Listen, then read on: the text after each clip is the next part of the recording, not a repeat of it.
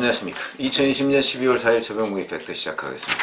서울중앙지검장의 이성윤 지검장, 잘 아시다시피 추미애 사단의 사실상 총참모장 역할을 하고 있는 사람이다. 우리 이렇게 평가를 할 수가 있는데, 그 이성윤 중앙지검장이 어찌 보면 검사 인생의 최대 위기를 맞고 있습니다. 그것은 본인이 추미애 사단 그쪽에 아주 앞장섰다 이런 것도 하나는 원인이 되지만, 또 의외의 사건이 하나 불거졌기 때문입니다. 바로 이낙연 민주당 대표의 최측근이 수사 도중에 극단적 선택을 하는 일이 있었죠. 근데 이와 관련한 내용뿐만 아니고, 그 다음에 최근에 윤석열 검찰총장 직무정지 사태와 관련한 일, 이런 것들이 설상가상 엎친 데 덮친 격으로 이성윤 서울중앙지검장을 몰아치고 있는데, 그 하나하나가 결코 간단하지 않다.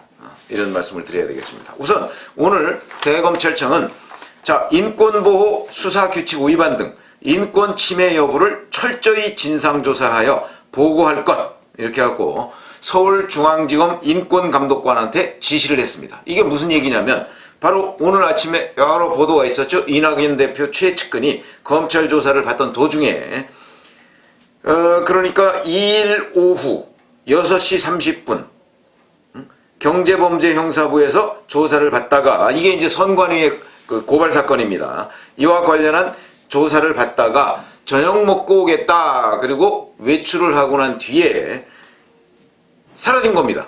그래서 가족들이 사실은 어떻게 된 거냐 해서 실종 신고를 해서 찾기 시작했는데, 잘 못 찾고 있다가 다음날, 그러니까 어제죠. 어젯밤 9시 15분쯤에 중앙지방법원, 중앙지검에서요, 이렇게 문을 하나 나서고 한 30-40m 가면 중앙지법의 문이 있습니다.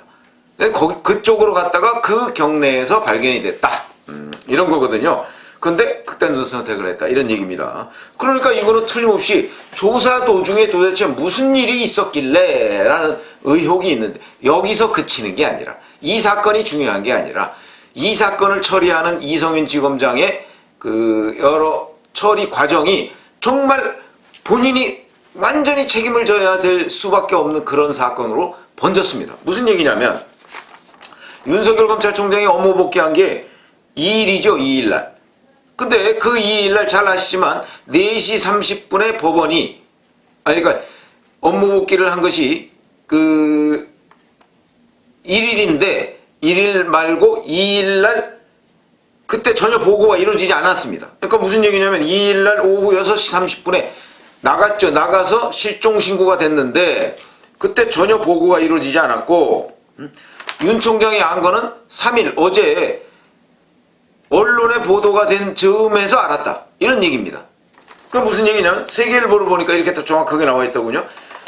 이성윤 서울지검장이 대검에 보고한 게 3일 오전 9시 30분이다 이겁니다. 3일 오전 9시 30분. 그런데 3일 오전 9시 30분에 대검 반부패부에 보고를 했다는 거거든요. 중앙지검에서. 그런데 대검 반부패부장이 누구죠? 신성식 반부패부장입니다. 반부패 강력부장. 근데 신성식 반부패 강력부장은요, 이성윤 서울중앙지검장이 중앙지검장을 하고 있을 때 차장검사였습니다. 이 사람이 이걸 윤 총장한테 보고를 안 한 겁니다, 또. 그러니까 이성윤 사단 또는 추미애 사단이라고 하는 사람들이 자기네들끼리 보고를 누락하고, 그 다음에 또 보고를 윤 총장한테 하지 않고 뭉개고 이러고 있다가 극단적 선택을 한 사실이 딱 나타나니까, 그러니까 뒤늦게 윤 총장한테 보고를 한 겁니다. 그러니까 윤 총장은 이와 관련해서 보고조차 받은 사실이 없는 겁니다. 이러니까 윤 총장의 책임은 눈꼽만큼도 없이 오로지 이 모든 사태의 책임을 이성윤 서울중앙지검장과 신성식 대검 반부패부장이 져야 되는 겁니다. 물론 보고했다고 해서 윤 총장한테 책임이 있다 이렇게 얘기할 수는 없겠죠. 그러나 만약에 사전에 보고를 했다면, 이런 일이 벌어지기 전에 보고를 했다면 윤 총장이 그거 어찌 하라든가 수색을 하라든가 뭘 어떻게 하라든가, 물론 그 전에 사건이 벌어졌을 가능성은 있지만, 어쨌든 간에 그렇게 조치를 해서 일종의 보고받은 사람의 지휘 책임 이런 것도 전혀 없다고 얘기할 수는 없을 거 아니겠습니까? 그런데 이거는 전혀 없는 일이 돼버렸습니다. 결과적으로. 그러다 보니까 윤 총장이 인권감독관한테 이거 조사해라 이렇게 얘기를 할 수밖에 없는 것이고, 그에 대한 모든 책임은 바로 이성윤 서울중앙지검장과 이걸 보고받고 윤 총장한테 보고 안 하고 뭉갠 신성식 대검 반부패 강력부장한테 있다. 이렇게 말씀을 드릴 수밖에 없는 상황이 생겼다. 이런 것이죠. 근데 잘 아시다시피 더군다나 여기에서 또 별건 수사 의혹까지 생기고 있습니다. 무슨 얘기냐면 중앙선거관리위원회의 그 고발에 의해서 수사를 받고 있었다고 그랬죠. 이 고발은 뭐냐면 옵티머스 자산운용사로부터 거기에 그 어떤 계열사가 있는데 트러스트홀이라는 데입니다. 이 트러스트홀이 복합기를 이낙연 대표의 종로 사무소에 그 전달을 했는데 그게 그 월 사용료가 11만 원인가 얼마인데 그걸 다 합쳐서 한 76만 원 정도 된다고 합니다. 이 76만 원 상당의 복합기 그 사용한 것 이런 부분을 이제 트러스트홀에서 지원을 받았으니까 그 부분에 관해서 정치자금법 위반 이런 부분으로 고발을 한 겁니다. 근데 이 부분을 조사하고 있었는데 실질적으로 이게 두 번째 조사했다는 거거든요. 실질적으로 이 이낙연 대표의 최측근이 조사받은 거는 이것 플러스 거기다가 개인적인 금품 수수 이 부분도 조사를 받았다고 합니다. 그런데 개인적인 금품 수수 사건을 조사받은 바로 그 두 번째 출두 때 지금 이런 일이 벌어진 거거든요. 그러니까 이거는 혹시 이거 별건 수사 아니냐 이런 의혹을 사기에 또 충분한 이런 일이 벌어진 겁니다. 이것도 역시 그 수사팀하고 수사의 중간 지휘자 그 다음에 중앙지검장 이 사람이 책임을 져야 되는 일 아닌가요? 이런 문제가 발생했고요. 그건 인권감독관한테 이제 조사를 지시했으니까 거기에서 어떤 일이 일어나는 일이 어떤 일이 벌어지는지 이 부분을 이제 충분히 감안을 해야 될 것이고, 자 그다음에 최근에 또 이런 일이 있었다고 합니다. 윤석열 검찰총장에 대한 직무정지 사태가 있었죠. 그 직무정지 사태 때 사실은 서울중앙지검뿐만 아니고 전국 검사의 평검사부터 고검장까지 무려 99% 정도 정말 추미애 사단 한 줌도 안 되는 추미애 사단이라는 그 검사들 빼놓고서는 거의 모든 검사가 이 직무정지는 부당합니다 라고 얘기했고, 또 법원에서도 조미연 부장판사가 이 부분에 관해서 검찰총장과 법무부 장관의 관계가 어떠해야 되는가 하는데 제가 전범을 보여줬다 이랬더니 어느 분이 댓글에다가 전범이 뭐냐 이렇게 질문을 하셨던데, 전범은 하나의 바이블 이런 개념입니다. 모델이라는 뜻이죠. 아주 전형적인 모델, 그러니까 전형적인 교과서 같은 뜻입니다. 그런 뜻인데 그런 전범을 보여줬다 이렇게 했는데 거기에 보면 법무장관과 검찰총장 간의 관계가 명확하게 표현되어 있습니다. 법무장관의 지시를 검찰총장이 맹종할 경우에는 정치적 중립성, 검사의 독립성이 저해된다 이렇게 적혀 있거든요.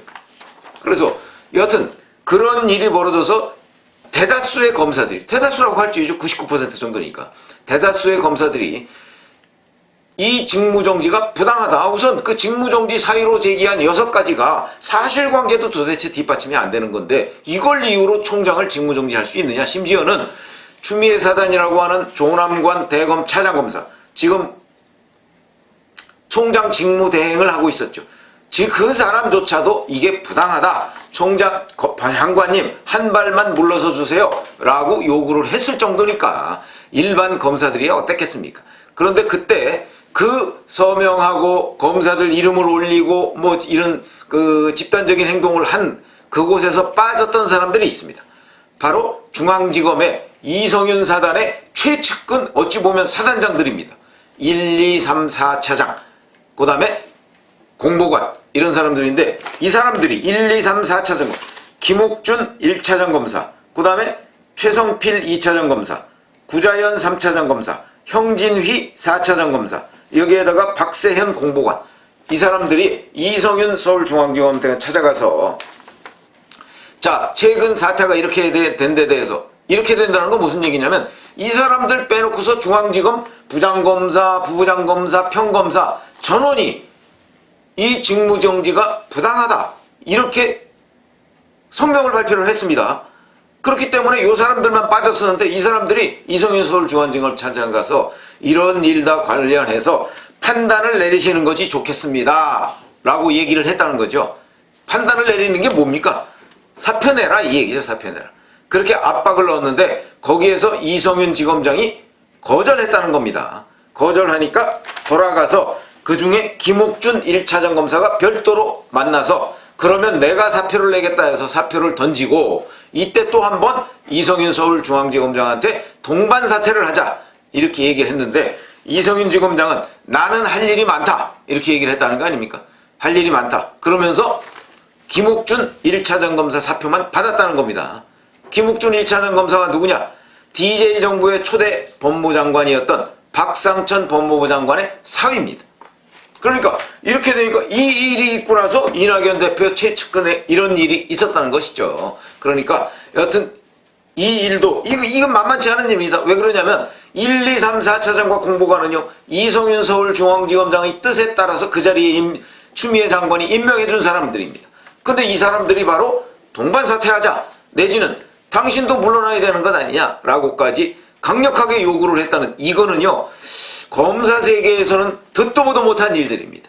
이런 일들이 지금 벌어지고 있는 것이고요. 어제 조선일보 보도에 따르면 그 추미애 사단이 친위 구데타를 벌이려고 했다는 거 아니겠습니까? 무슨 얘기냐면 자 대검 감찰부가 수사정보정책관실을 압수수색했었죠. 거기서 이제 이른바 추미애 장관이 규정한 판사 사찰 문건이라는 것이 추가로 나올 거라는 가정 아래 압수수색을 들어갔고 그렇게 되면 이제 거기서 추가로 나오면 곧바로 추미애 장관이 이제 윤석열 검찰총장 해임해버리고 그 다음에 조남관 차장검사 대검 차장검사 이 사람도 해임해버리고 왜냐면 조남관 차장검사가 최근에 추미애 사단에서 이탈하려는 움직임이 있었다는 거거든요. 그러니까 거기도 잘라버리고 그래서 고기영 차관을 법무부 차관을 저 대검 차장검사로 가라 이렇게 통보까지 했다는 거 아닙니까? 그래서 작전을 짜서 쫙 압수수색을 벌여서 들어갔는데 거기서 압수수색 무슨 사찰 문건이 추가로 안 나온 겁니다. 결국 이 친위 구데타는 실패한 것이죠. 이 친위 구데타를 결국은 이성윤 지검장이 한 거나 마찬가지 아니겠습니까? 이 모든 걸 그래서 고기영 법무부 차관도 그런저런 일에 연루됐기 때문에 사표를 낸 거 아니냐 지금 뭐 이런 그 분석도 있습니다. 그런데 어찌됐든 간에 자 이성윤 서울지검장은 그 친위 쿠데타에 관련된 가능성 있죠. 그 다음에 두 번째 자기가 바로 임명한 것이나 마찬가지인 1, 2, 3, 4차장과 공보관으로부터 사퇴 압력을 받았다. 이것도 이성윤 서울중앙지검장으로서는 도저히 견딜 수 없는 굴욕으로 보이고 자 이렇게 되면 앞으로 어떻게 이 사람들을 지휘하겠습니까? 이 사람들이 이성윤 지검장의 리더십에 대해서 부인을 하고 있는 상황이다 하는 점. 그 다음에 대검 그 윤석열 검찰총장이 중앙지검 인권감독관한테 지시한 이 인권보호 차원의 이 문제에 대한 진상조사 이거는 뭐 보나마나 이성윤 서울지검장한테 불리한 결과가 나올 수밖에 없는 거 아니겠습니까? 그렇기 때문에 이런 일이 벌어졌겠죠 하는 그 결과 이렇게 따지면 이성윤 서울지검장은 자기는 할 일이 많다고 했는데 할 일이 많다고 한 직후에 바로 이런 일이 벌어졌고 이에 대해서 윤석열 검찰총장한테 보고 안 하고 더군다나 그게 자기 사단인 신성식 대검 반부패 강력부장은 또 그걸 뭉개고 책임이 이만저만이 아니다.